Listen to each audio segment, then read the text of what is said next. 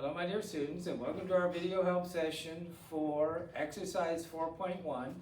This is just a few simple questions asking you to think about how reactions proceed, balance equations again, more practice with that, and then look at a specific type of equation called a metathesis reaction, or we learn them as double displacement reactions or double replacement reactions, or more commonly just precipitation reactions.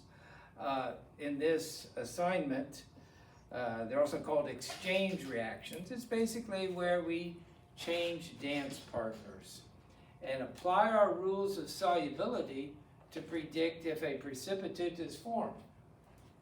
I have projected up here a few common precipitates we encounter in the laboratory, and I'm going to show you the specifics of these 5 things like lead iodide. I think we're going to make that one here in a minute. And cadmium sulfate, bismuth sulfide, nickel hydroxide, aluminum hydroxide, silver chloride. What I always learned was the most insoluble salt there is. Very insoluble precipitate formed. And I'm not going to review the rules of precipitation. I simplify it to say if they're ammonium salts as the cation, or group 1 alkali metals, they are invariably soluble. And if they have as a cation nitrates, they are, for the anion, they are invariably soluble. So when I want to, and there are 3 that we always look out for, 3 or 4. I always say silver, mercury, and lead. Those tend to cause problems in reactions because they frequently form insoluble salts. You can remember the rules, or you can go to and use a solubility table where you read across the top the cations. You can see group 1 metals are invariably green and soluble, ammonium compounds are too.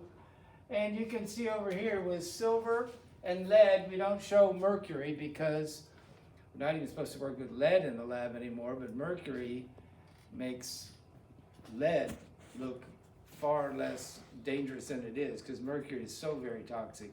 Not the metallic mercury so much, but the mercury salts. These are, you can see lots of insoluble compounds forming. But if you look across the row at the nitrate as the anion, they're invariably soluble. Or you can remember the rules of solubility.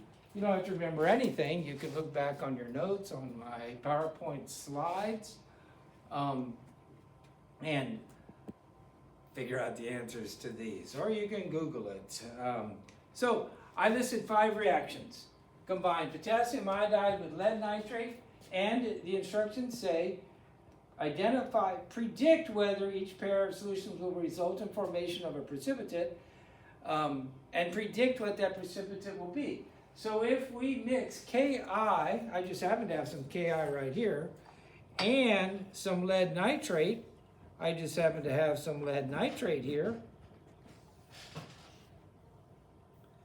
The question is, will a precipitate form? Now the Ki has a slight yellow tint because it's got iodine in it, or iodide anions. But watch what happens when I do this. I'll try and do it against my shirt or against the black background of the laboratory bench. Do you see that? Are you zoomed in enough? Okay, so here goes. A bright canary yellow precipitate. In fact, this kind of speaks to the reason why lead paints were so common, because their pigments are very vibrant. And unfortunately, they're also very toxic, especially to children and developing brains. So here in the United States, at least, not worldwide, we no longer use, because it's illegal, lead-based paints.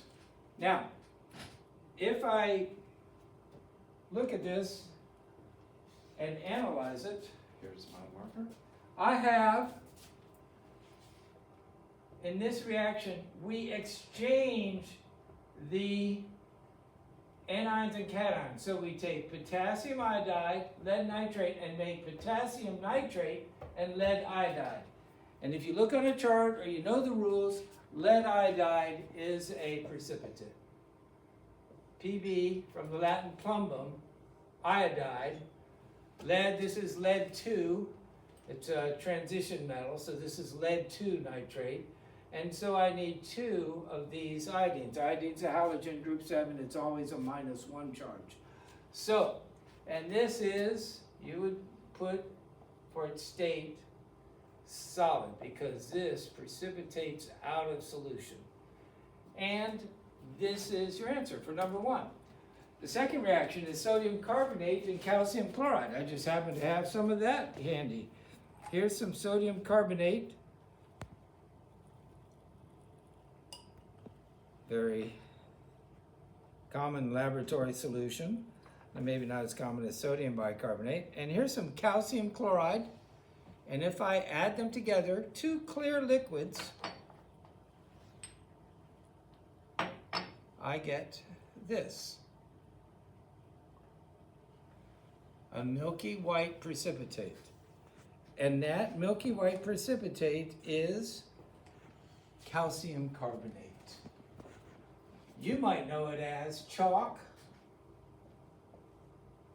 Calcium's group 2, it's +2. Carbonate is always -2. You can go to your chart of the polyatomic ions, since of course it's open book working on this homework assignment. And this precipitates out. Calcium carbonate is better known as chalk. It's formed by mollusks and shelled aquatic animals, marine animals that fall to the bottom, accumulate, and when the seas recede or the land is uplifted, you get the Great Cliffs of Dover, chalk deposits. And if you put them under sediments coming on top of it and pressing it down, you form limestone. And if you add some volcanic interaction and crystallize that limestone and heat it under pressure, it becomes marble. And many similar type compounds, onyx, and depending on what other minerals are present, it may take on a variety of colors and hues. But just think chalk, limestone, and marble for this. Calcium chloride and silver nitrate. So calcium chloride forms a nice soluble solution. We just used it. Here's my calcium chloride. I have silver nitrate here. It's kept in a brown bottle because it's photosensitive. In the old days, they exploited the bactericidal, bacteriostatic properties of silver for a cure in many cases. When I was born in 1954, I had silver nitrate drops placed in my eyes. They do that to prevent eye infection, specifically syphilis. They don't do that anymore. It really burns. They just put an antibiotic cream in the newborn's eyes. So here comes the silver nitrate into solution, and bam, another cloudy white precipitate. That is silver chloride. Like I mentioned, one of the most insoluble compounds known. And then if I mix iron chloride and copper sulfate, I haven't tested mine, so I don't know how pure they are. Copper sulfate's a beautiful blue color from the copper 2 ion. And the iron has a kind of rusty thing. This is iron chloride. You see it sometimes in vitamins as an iron supplement. But if I add some of this to the copper, I just end up with a green solution because I'm basically mixing yellow and blue to make green. But as you can see, it's clear. Now, clear does not mean colorless. That's a common laboratory mistake students make. This is a clear green solution. It's not opaque. There is no precipitate. So we mark this. We just mixed a kind of yellowish brown solution with a blue solution and got a green solution. This, as per the instructions, we're going to label no visible reaction. But we hate writing that out, so we're just going to put NVR. And the final one is copper sulfate and potassium iodide. So I'm going to take some more of that beautiful blue copper sulfate, add it to a tube, and get my potassium iodide, which is a yellow solution. You might think we're going to make green again, but not this time. We're going to have a cloudy brown precipitate. And that precipitate is copper iodide. So copper is +2, and iodide is -1, so I need 2 of those for this precipitate that forms, although it's a little more complex. Now, these are your first 5 questions and your first 5 answers. It says for the next 3 questions, 6, 7, and 8, to write down the balanced chemical reaction, and then for 7, the complete ionic equation, and for number 8, do the net ionic equation. So,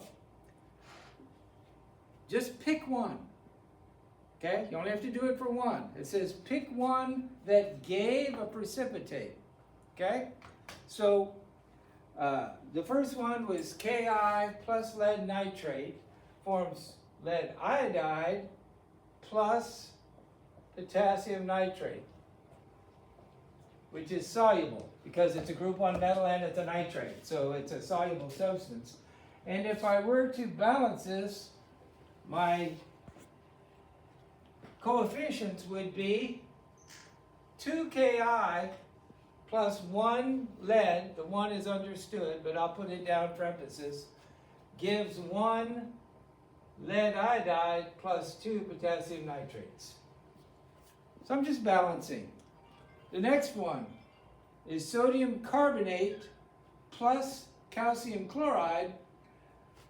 I'm going to form at the same time, this is change partners, okay? The sodium that was with the carbonate is going to go with the chloride, and the calcium that with the chloride is going to go with the carbonate.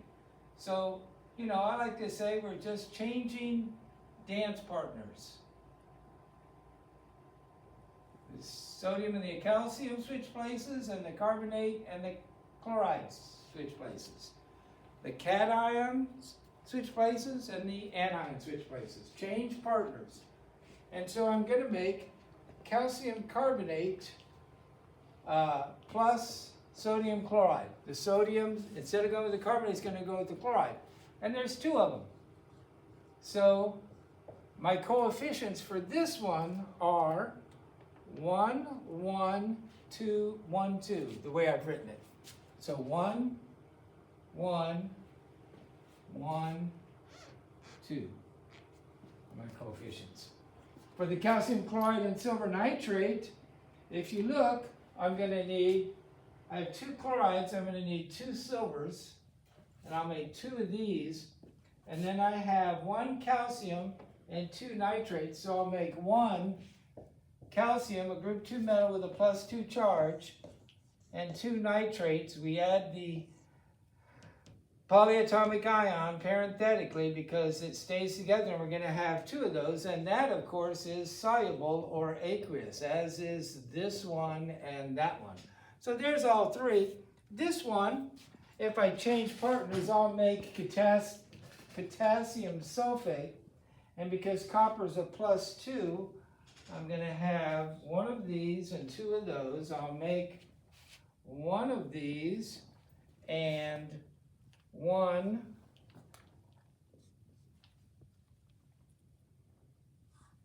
potassium sulfate. Potassium is +1, so I'll need 2 of them because sulfate is -2, and that's soluble because all group 1 metal salts are soluble. It's not this simple, okay? I'm not going to do this one. Choose it as one of my ones I'm going to write the complete ionic and net ionic equations with. This is a very unstable compound. And if you look at what I did, you'll also see some unusual things happen in this reaction. See it settling out and forming a brown solution still on top? This is what happens. This actually breaks down in an oxidation reduction reaction, which we'll do later in this chapter, to copper 1 iodide plus iodine. Okay? And this is a solid, and this is an insoluble salt. And you would actually need 2 of these. So you'd make 2 of these and 1 of those. So you have 2 times 1 iodines plus 2 iodines, 4 iodines. So really it would be 2 copper 2 iodides. But again, this is a spontaneous process. So as soon as this is made, as soon as 2 of them are made, it breaks down. As soon as 2 of them are made and they find each other. So let's go on to the next part. And that is, please write the complete ionic equation. You know, pick one and we'll do it. This is one of my favorites. So let me do this question number 3. So here's all of number 6. So number 7, let me just pick one. I'm going to pick number 3, the middle one. As soon as I put calcium chloride into solution, it ionizes into calcium ions and chloride ions. As soon as I put silver nitrate in solution, it ionizes, dissociates into silver ions and nitrate ions. So my complete ionic equation would be calcium 2 plus aqueous plus 2 chloride Cl minus aqueous plus 2 silver ions plus 1 aqueous dissolved in water plus 2 nitrate anions, polyatomic ions, NO3 minus dissolved in water. Yield or give, so leave yourself room when you write this out, calcium ions, aqueous, plus 2 nitrate ions. I don't need a parentheses there. NO3 minus aqueous. But as soon as these silver ions are made and these chloride ions are made and find each other, they immediately precipitate out. So plus 2 insoluble silver chlorides solid or precipitate. And so this is my complete ionic equation. It lists every ion in solution. But like any equation, when I have terms on both sides of the equation, I can do something unique. And that is, I can balance the equation by subtracting my spectator ions from both sides. If I subtract calcium ions, they're on both sides of the equation. And if I subtract my nitrate ions, they're on both sides of the equation. I'm left with what we call our net ionic equation. So it doesn't matter which one of these you pick, but whatever one you pick for number 6 to write a balanced equation, write its complete ionic equation, and then subtract out the spectator ions, and you will get 2 silvers dissolved, ionized, aqueous, soluble in water, plus 2 chloride ions, aqueous in water, combining to form 2 silver chloride, but since every term has a coefficient of 2, I won't take off if you write a 2 everywhere and just drop this down. But there's no need to not simplify it and keep it simple. Silver ions plus chloride ions gives insoluble silver chloride. And this, is just a practical experience and exercise in analyzing double displacement, double replacement, metathesis, substitution reactions. It goes by many names, precipitation reactions, where an insoluble product is formed. Practice using rules of solubility, more practice balancing equation, and the different forms of an equation.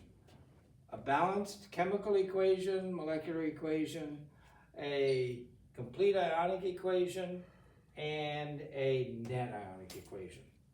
So I will see you on the next video help session for exercise 4.2, and until then, stay safe.